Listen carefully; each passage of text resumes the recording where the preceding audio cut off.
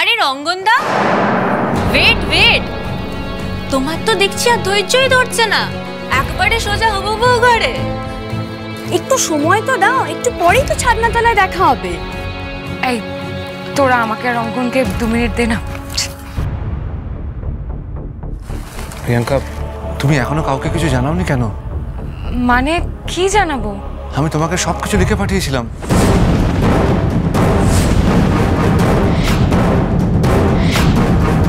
অন্যায় হচ্ছে ছোট, অত্যন্ত অন্যায় হচ্ছে। চোখের সামনে একটা এত বড় অন্যায় হচ্ছে দেখেও এইভাবে কি করে চুপ করে থাকি বলতো? কি করবে বলো তো দিদি, আমাদের তো হাত পাটা বাঁধা, কিছু তো করার নেই। হ্যাঁ সেই, আমাদের তো চুপচাপ মুখ বুজে সহ্য করতেই হবে, কিছু করার নেই। আমাদের দাদা প্রমিস করে নিয়েছেন আমাদের সবাই খেতে, হাত পা বাঁধা তো আমাদের। না ছোট বৌদি, তুমি একটা কথা বলো, এই একই অন্যায় আমার সাথে 20 বছর আগে হয়েছিল তো।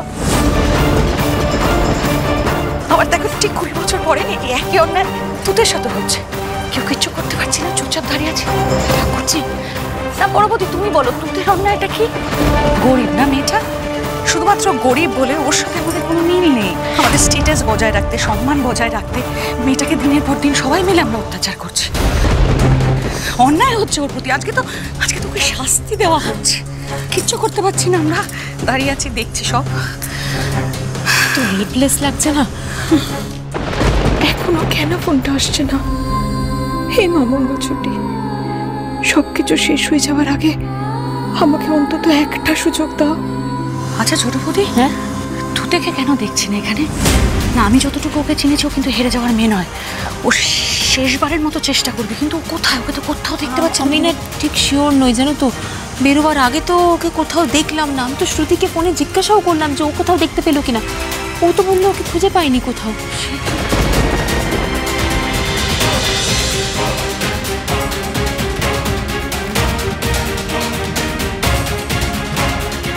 মাধবী মাসি, রানী দি, লতা দেখ, কেউ শুনতে পাচ্ছ তোমরা? তোমরা কি চলে গেছো সবাই?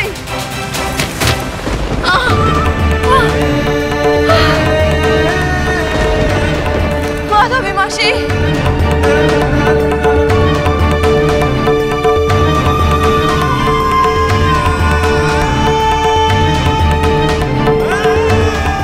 ভুল হচ্ছে, খুব ভুল হচ্ছে। আমরা পাপ করছি, অন্যায় করছি, ঠিক কাজ করছি না। কি বিড়বিড় করছো বলো তো? কি হয়েছে তোমার? কিছু না রে, আমি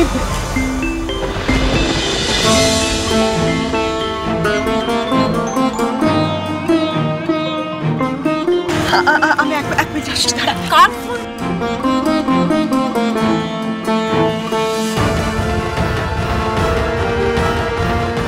হ্যাঁ গুরুদেব, বলুন আপনি কি দেখলেন? তুমি আমায় রঙ্গন আর ওর স্ত্রী তুতের যে জন্মছক পাঠিয়েছিলে, আমি সেটা দেখেছি। এই মেয়ে রঙ্গন আর লাহিড়ী বাড়ির জন্য অনেক সৌভাগ্য নিয়ে আসবে, রঙ্গনকে সব বিপদ থেকে রক্ষা করবে, শুভ প্রভাব ফেলবে ওর জীবনে। এই মেয়েকে রঙ্গনের জীবনে স্বয়ং ঈশ্বর পাঠিয়েছেন, ওকে আগলে রেখো। এসে গেছে গো মায়ের বালুচরি শাড়ি।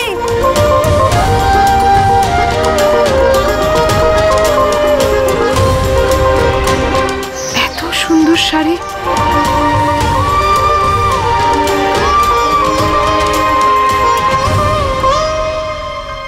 এই সংকেত, এই লক্ষণ আমি আগে কেন বুঝিনি? এই সবই তো মায়ের ইচ্ছে ছিল। গুরুদেব, আপনাকে অনেক ধন্যবাদ। আপনি আশীর্বাদ করুন আমি যেন আমার কাজে সফল হই। আমার প্রণাম নেবেন, রাখি।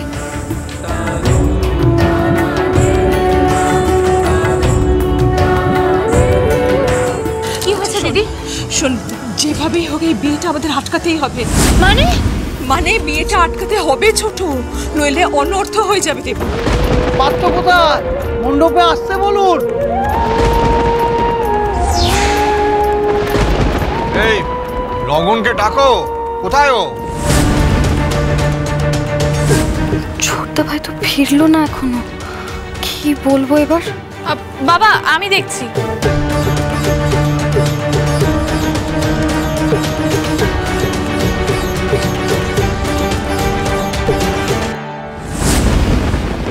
তুমি ভাবলে কি করে রঙ্গন যে তোমার চিঠির কথা আমি ভুলে যাব?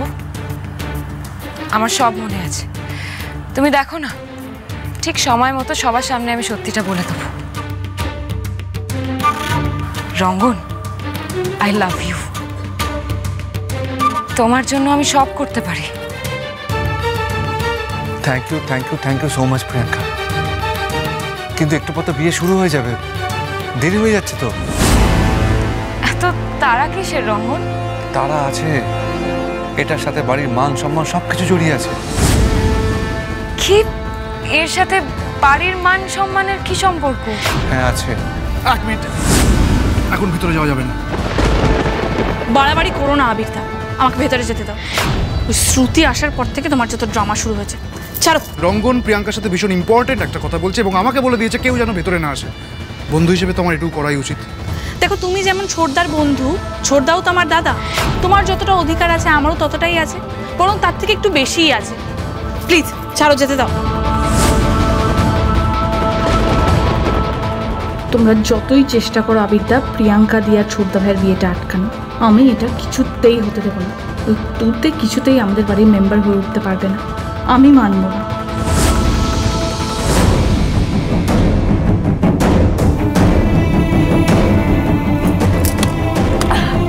কেউ আছো?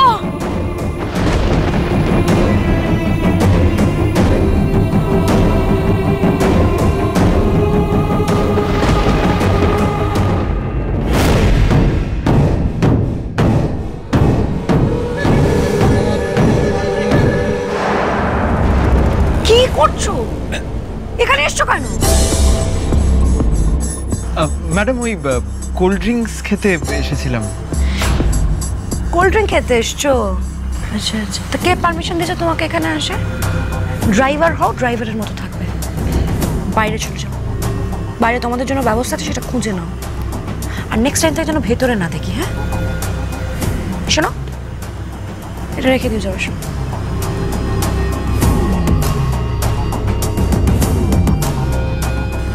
যাও। ডিসকাস্টিং।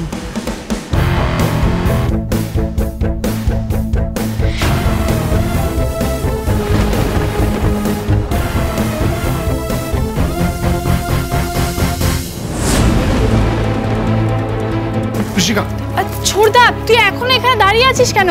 পুরোহিত মশাই তো ওইদিকে ডাকছে, চল চল। শোন না শোন না, একটু দাঁড়া, বলছি আমার প্রিয়াঙ্কার সাথে একটু কথা আছে। আরে এখন আর কোনো কথা না, যা কথা হানিমুনের পর। রঙ্গন, ঋষিকা 1 মিনিট। রঙ্গন, তুমি আমাকে ট্রাস্ট করো তো?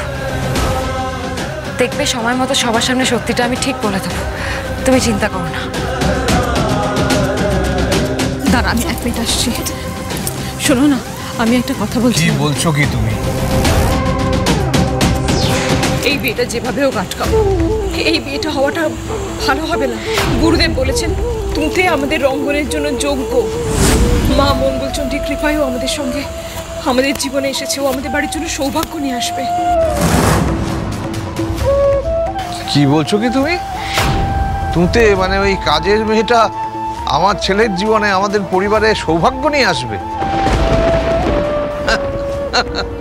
হাসালে লাগে। তুতে কোথায়? আমি জানি তুমি জানো ও কোথায় আছে। তুমি ওকে আটকে রেখো না কিন্তু। ও হেরে যাবার মেয়ে নয়, ওকে এখানে আসতে হবে। না, তুতে হারবে না, হারবে না তুতে। মাধবী মাসি, লতাদি, রানীদি, কেউ তোমরা আছো? আমার আওয়াজ শুনতে পাচ্ছ? সত্যি কথাটা শুনতে চাও? তবে শোনো, ওই তুতে লাহিড়ি বাড়িতে বন্দি।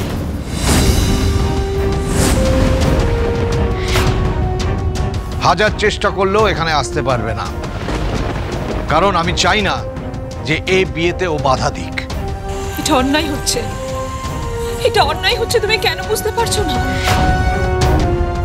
শোনো, আমি মা হয়ে আমার সন্তানের মঙ্গলের জন্য তোমার কাছে মঙ্গল কামনা করে ভিক্ষে চাইছি। প্লিজ তোমার ব্যবসার জন্য অন্তত আমার ছেলের জীবনটা নষ্ট করে দিও না। এসব আধিক্যতা বন্ধ করো রাগিনী। দেখো, তুমি যতই বলো আমাদের ফ্যামিলির একটা ক্লাস আছে, একটা স্ট্যাটাস আছে, সেটা তুমি অস্বীকার করতে পারো না। হ্যাঁ, বিজনেস আমার কাছে ইম্পর্টেন্ট, কারণ সেটাই আমাদের প্রায়োরিটি। ওই বিজনেসের জন্যই আজকে আমরা এই জায়গায় এসে পৌঁছেছি। কিন্তু এই বিয়ে হবেই, আর এই বিয়েতে যে বাধা দেবে তাকে আমি আমার জীবন থেকেই বাদ দিয়ে দেবো।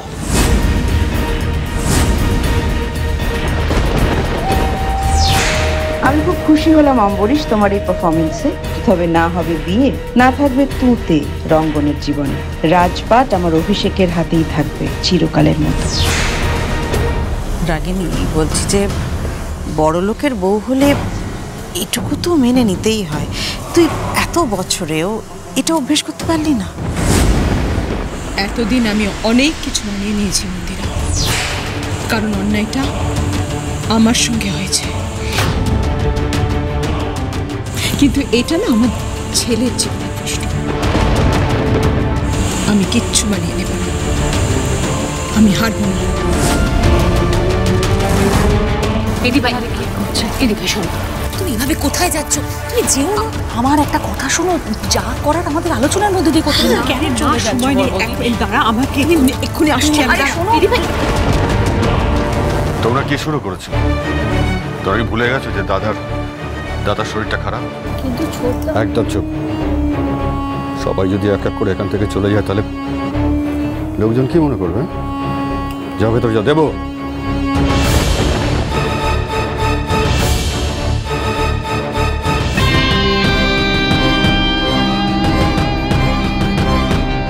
বাবা মা কোথায় চলে গেল? যাক, যেখানে খুশি ও যাক। আমি শুধু ড্রাইভারদের বলে দিয়েছি ওকে যেন বাড়িতে না নিয়ে যায়। ও জীবনে কোনোদিন বাড়ি থেকে বেরোয়নি, তাই বাড়িও নিয়ে যেতে পারবে না। ওকে এখানেই ফিরে আসতে হবে। কে কে কোথায় আছো? রঙ্গনকে এখানে নিয়ে এসো।